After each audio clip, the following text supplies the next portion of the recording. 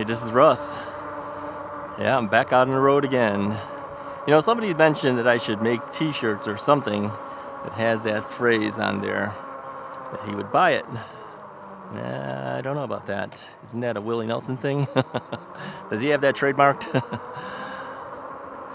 Yeah, let me know if you guys are interested in some type of e-bike related apparel or something.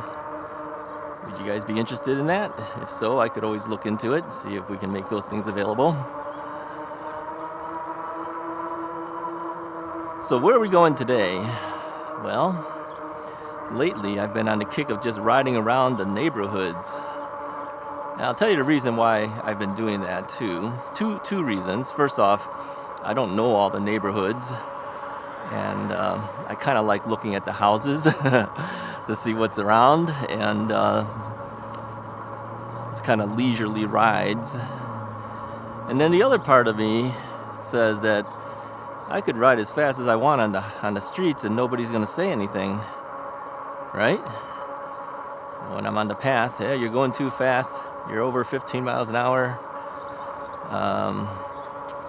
Yeah, we don't want to hear that forever. So I'm back out on the road on a Saturday. So why am I traveling on a Saturday? Well, you know, I usually don't like traveling on the bike on Saturdays and Sundays because there's a lot of people on the paths. Okay, doesn't mean they're on the road. So if I'm riding on a Saturday or Sunday, I could ride on the streets, and those people don't get in my way at all. So I think if I do Saturdays and Sundays, yeah, we're just gonna ride around the streets and stuff. So why am I doing Saturday? As you know, I typically like riding on weekdays because people aren't in my way. They're mostly working and I'm out riding. It's because next week, almost every single day has about a 40% chance of rain. So I said, well, if it's gonna rain, I might not be able to go ride. So I said, I gotta get my rides in while I can get my rides in. So that's why we're riding on Saturday and Sunday. Well, let's try this street over here. Never been down here. Let's see what's around here. So I know a lot of you guys like being on the paths. I do too, but I mean, there's only a certain amount of paths I can go on, and so we would be essentially seeing the same things over and over in time anyways. So I figured, how's it any different if we go down the streets, right? Plus you get to see the neighborhoods just like I do. Good morning. Oh, somebody recently said that he saw that a lot of the people I was passing had negative looks on their faces and things while I was passing them, and I had to respond, and I said, how can you even see that if I'm supposedly going too fast, as he said? How would you even be able to see that? I mean, there's a certain amount of motion blur that happens when you shoot at 4K 24 frames per second. How would you able to, unless you're doing stop action where you're stopping every frame and looking at people's faces. Maybe that's what he's doing. I don't know.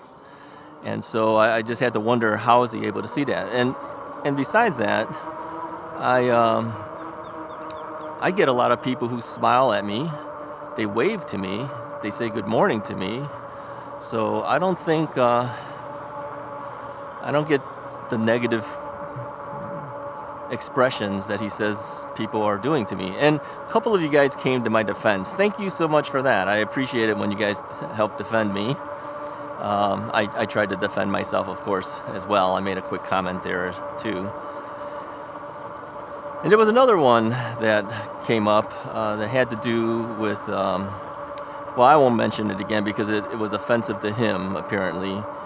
But those who responded to it, you know what I'm talking about. I appreciate you guys coming to my defense on that too. They basically said, hey, it's Russ's channel. He can say whatever he wants. And so I won't mention it again because apparently he wasn't happy with it. And but it was just a comment, a quick comment. It wasn't. I wasn't saying really anything about that particular topic other than the fact that why I was riding on a Sunday. And so again, thank you to those who came to my defense. I appreciate that very much. Yeah, always come to Russ's defense. Yeah, you see something that you don't think is quite right. Yeah, come to my defense. I appreciate it. So here's the police car. What is he doing here? And there's no police officer in there. Maybe he lives there. I don't know.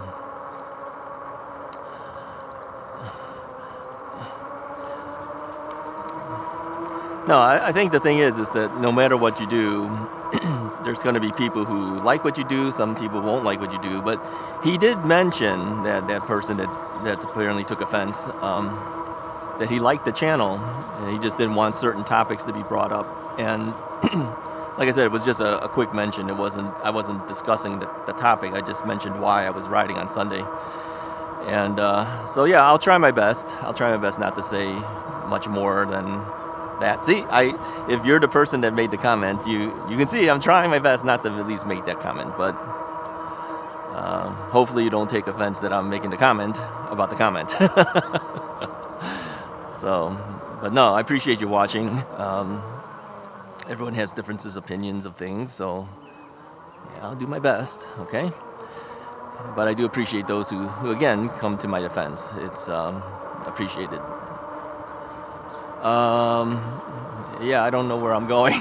I'm just riding. But yeah, all the flags are out because this weekend will be July 4th weekend. I mean, these videos are coming out about a week after I do the rides now.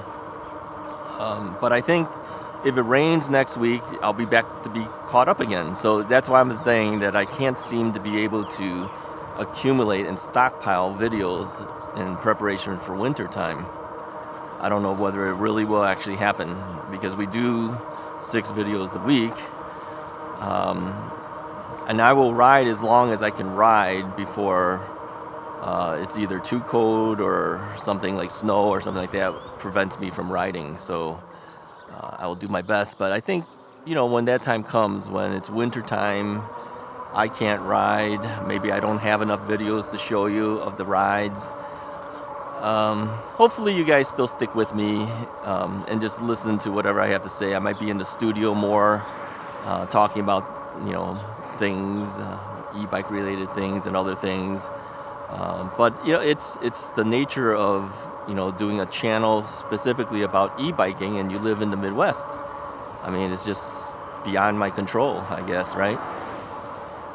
Or the alternative is we can throw in some different topics during that time period, during the time period when we just simply can't ride. I mean, I can't be the only person that can't ride. I know a number of you people live in areas that will also be snowbound, and you can't ride either. I mean, I'm sure you would like to see our rides.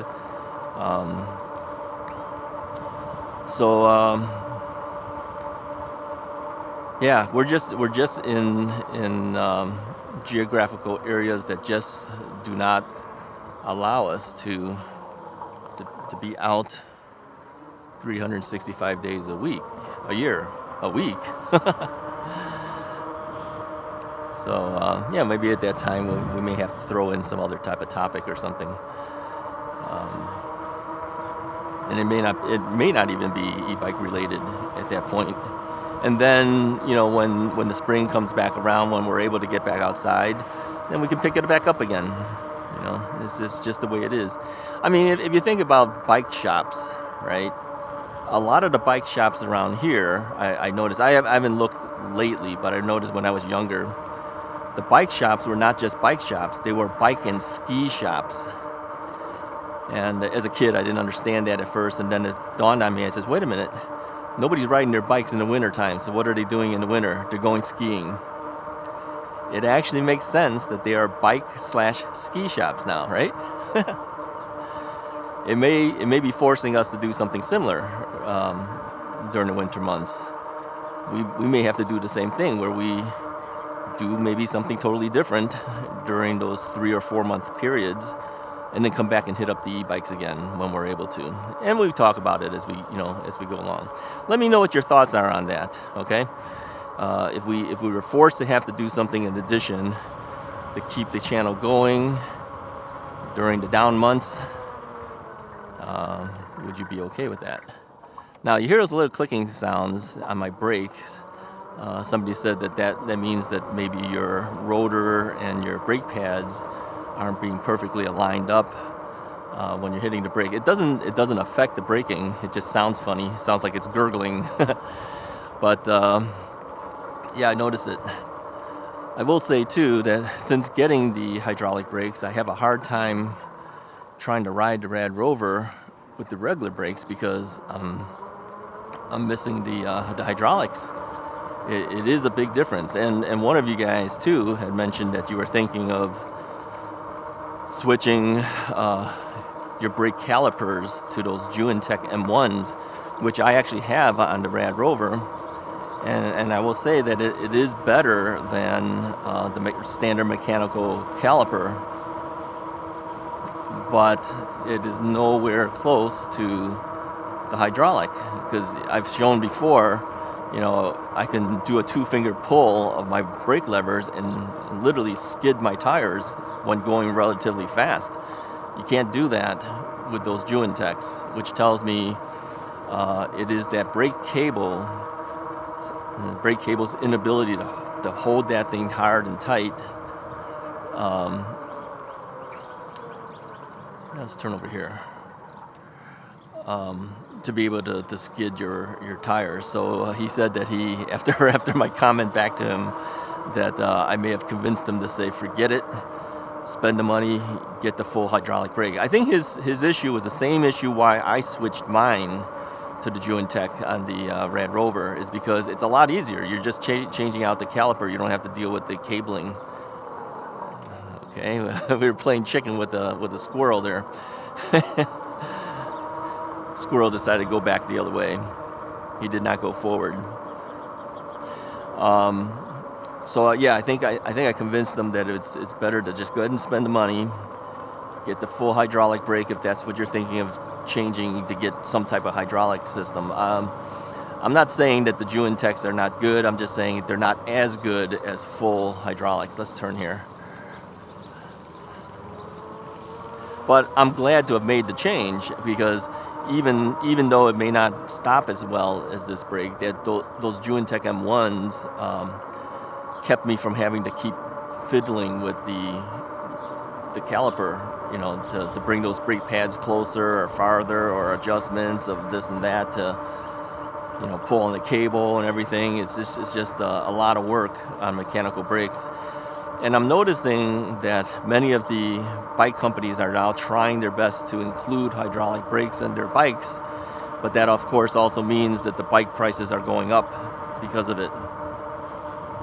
Now, one of our viewers, John, I'm actually in contact with John quite a bit. We have built up a good communication almost daily, I would say. You guys don't see it. It's just a personal communications between us. And I've never met him before. He's never met me before, but, he's a viewer of Russ's Right. And he told me that his bike that he bought was a certain price when he bought it, and it has dramatically gone up. He sent me a screenshot of the pricing, and I was shocked at how much that thing went up in price. Hundreds of dollars it went up in price. So I don't know, how it was able to jump that far. I mean, that was kind of shocking to me to see that price go up that much. Hey, based on that, he could sell his bike at this point and make money on it if people are looking at that particular bike. So, yeah, things are going up in price. Oh, here's an interesting thing, not e-bike related, but let me tell you. I met with a friend for lunch, and typically I will park my car in handicap parking because I do have a handicap. I did get my handicap placard back, by the way. I was waiting for the state of Illinois to finally give it to me, because I told you that my doctor gave me a temporary, which I don't know why he did that when the renewal came up. because I've had permanent handicap placards for the last 2 times. I think they're good for 3 or 4 years, so I had no idea why he stuck it to temporary, but that forced me to ask him to fill out another one so I can get the permanent one. Otherwise, every 6 months I'd be going back to him asking him for him to do it. So we sent it in, and it took forever, but I finally got the placard. So anyways, I was having lunch with a friend, and I pulled up to the handicap parking, and the fee for parking in handicap without a placard is typically what? Think about it. What is it in your state? Now, here in the state of Illinois, it typically was $250. So I looked at the sign, $350. I go, wow, even the fines have gone up. You talk about inflation, you talk about prices of things going up, even the fines have gone up $100. From $250 to $300 is a significant jump. Now, I don't feel so bad, if people are parking handicap where they shouldn't be. Yeah, they should probably be fined just to teach them that don't park there, But man, that's a huge jump, $250 to $350. There seems like a path to my left here. Let me show you this. Over there seems to be a path. Yeah, let's take the path. Thank you. Where does this go? Oh, this is the same path. This is the path we always take. It's just in a different direction. I didn't even recognize it. Okay, I'm not going to do this. I'm going to get off of this once I'm done. Morning. Yeah, see, people say hello and good morning. There's friendly people out in the world. I thought this was something different. I don't usually come from that direction. I didn't recognize it until I was on it. And I go, oh, come on, this is the same path we're always on. All right, we'll get off of it as soon as we can. But see how many people there are out here? Morning.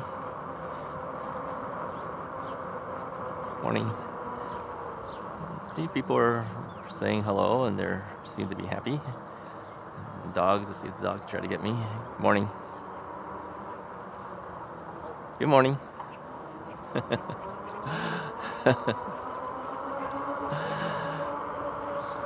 Dog was looking. He was making his decision. Should I attack this guy or not? Yeah, Saturday morning. Come on. There's going to be people out here. Yeah, we're getting off of this thing.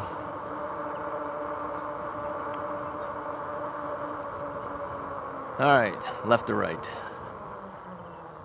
Let's go left.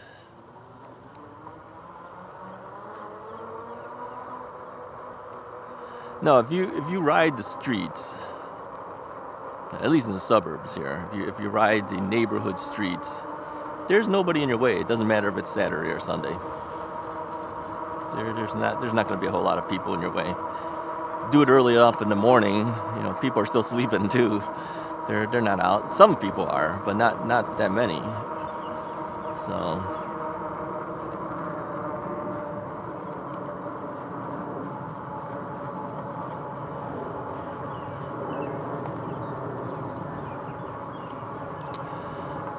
So yeah, July 4th. I think a lot of these flags are put out by real estate agents. They're usually like a little sign underneath the flag, compliments of so-and-so realty or whatever. They don't do it at everything. So that tells me that it's not the city that puts them up. It's the real estate agents that farm that area. See, I learned some terms. Farming an area means you take an area of town that you feel that is the area that you will be working to try to help, get listings and sell houses and the like. So those real estate agents try to farm the area, let people know that they're out there, so when they're ready to sell the house, they'll contact them and hopefully sell the house that way. Let me tell you a story. I always got a story. Yeah, let me tell you a story as we're just wandering around here. I remember we were out in San Diego, and we'd purchased a condo. It was our first place that we bought before we bought houses and the like. And so we only had it for about a year, and we says, okay, we're ready to sell this place, make a little bit of money on it, and then move to a full-size 4-bedroom new construction home. And so we started thinking, well, we got to find a real estate agent. And then we remembered this one lady who farmed that area, right? We remembered her name. I think her name was Karen something. I don't remember the last name, and I wouldn't tell you anyways. But so and her photo's on there, right? Her photo's always on there, and I says, yeah, okay, let's contact this lady. She looks like a nice person. So we contact the lady, and she comes in to meet with us. Didn't even look like her. I think the photo must have been taken like 10 years earlier or something like that. She had gained a lot of weight. In the photo, she was relatively thin, and I was like, wow, if she didn't tell me who she was, I wouldn't even know that was the same lady. I'm thinking, maybe you should update your photo so people know who you are. But let's put it this way, she looked a lot better 10 years ago than she did in the current condition she was in. So she made her presentation. That was not the reason why we did not hire her, by the way. But we also interviewed a couple other potential agents, and we picked another agent. So yeah, people use old photos to represent themselves, and that they don't even look like that anymore. It's pretty funny. All right, it's a lake out over here. But I don't even know if I call these lake. Let me show you. It's more like a pond.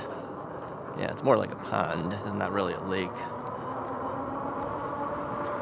Okay, I think I know where I am. Yeah, I know where I am.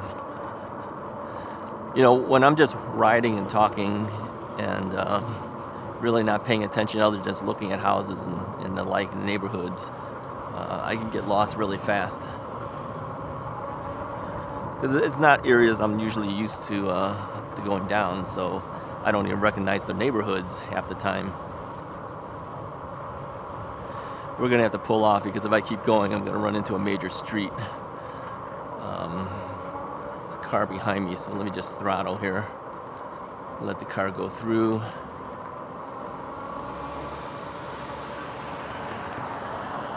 I always think it's funny when the cars are slowing down behind me and I'm not really going that fast. Yeah, I'm going to have to turn around.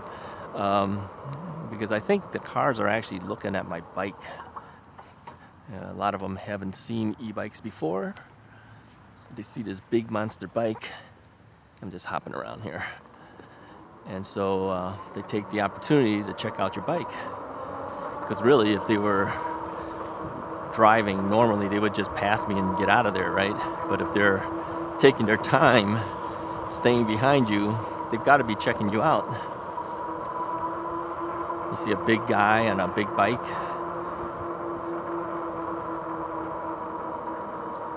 See, I got the head nod, a smile.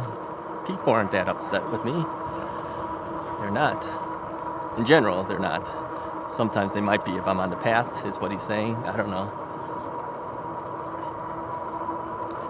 So yeah, we might be doing more streets than paths.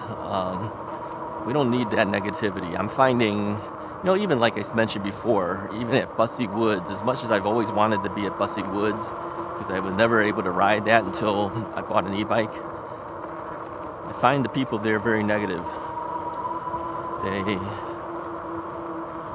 They don't seem as friendly as the people around here. Don't know why. Maybe, so it'll be controversial if I say this, but maybe it's because there's a lot more non-electric bike riders out there that kind of have a superior feel that they're better over there. So I don't know. I know this, that we're allowed to be there, but I don't know if I want to be there. I'm sure we'll ride it again, but not as often. I don't like the negativity. I'd rather be where there's happier people, friendlier people. Okay, we've been down here before. I recognize that no outlet dead end sign. I think the last time we were just riding the streets, we came down this area. We'll pass it all up. So anyways, it's about mid-70s right now. There's a little bit of a breeze that's happening only because I'm riding. I'm looking at trees. You can always look at trees to see if there's really a breeze happening or not, and trees aren't moving. So any type of wind I feel is generated because I'm riding a certain speed, going up against wind, right?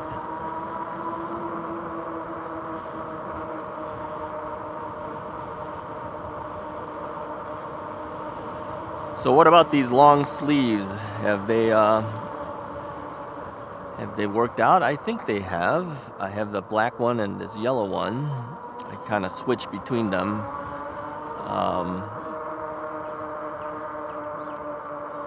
This one is not UV rated. Apparently the black one is. From what they tell me, I don't know for a fact, but that's what they told me. Both feel the same as far as when they're on me. They're supposedly able to. Okay, we're gonna turn here. I'm not gonna go on that major street.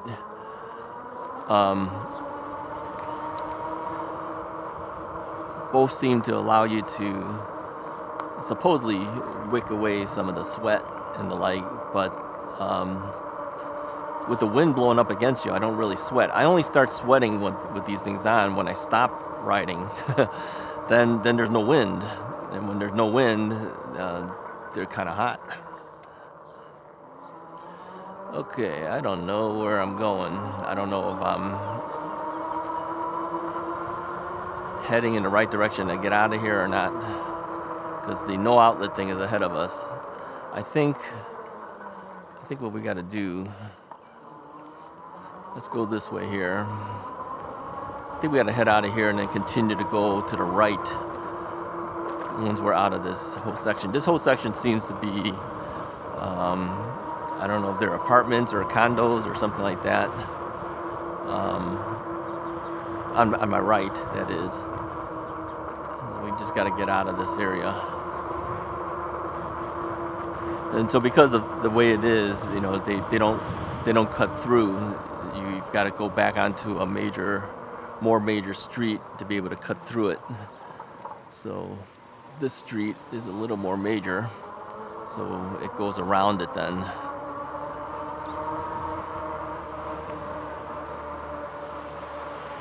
Here's one thing I've noticed too. I don't know if you guys have noticed that at all.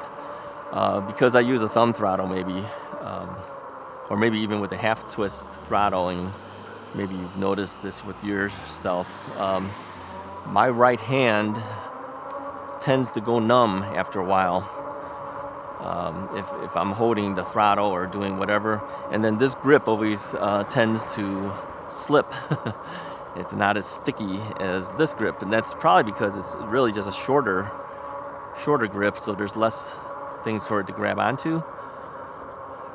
But yeah, my right hand starts to fall asleep after a while. Not so with the left hand, because the left hand's really not doing anything, and it's kind of wrapped around most of the time. This is, with the thumb throttle, your thumb is sticking up, and maybe that's one of the reasons. There's a guy with a trike. Yeah. I'm not going to go there with him because he's on like the little path, and yeah, interesting to see him on there though.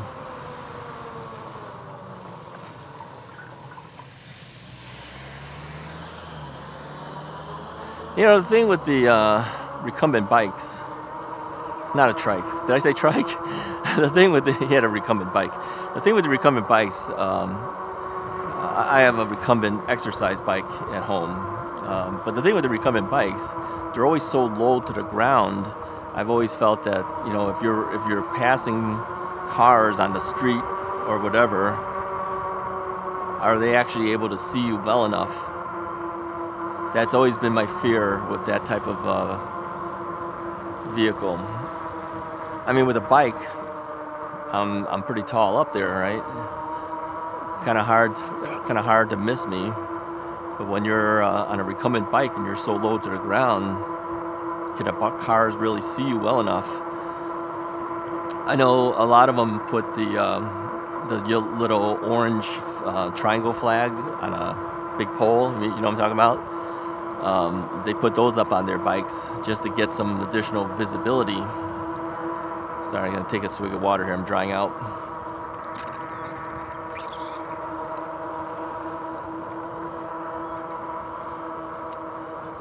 So that helps, but again, it's not the same thing as, you know, being as tall up as I am right here.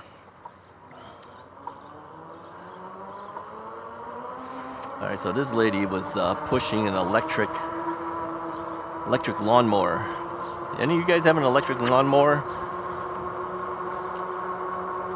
Everything's going electric now, huh? It's okay. It's quieter, that's for sure. Barely even heard it. She was on my left, in case you didn't see it. All right, I think we have enough for today.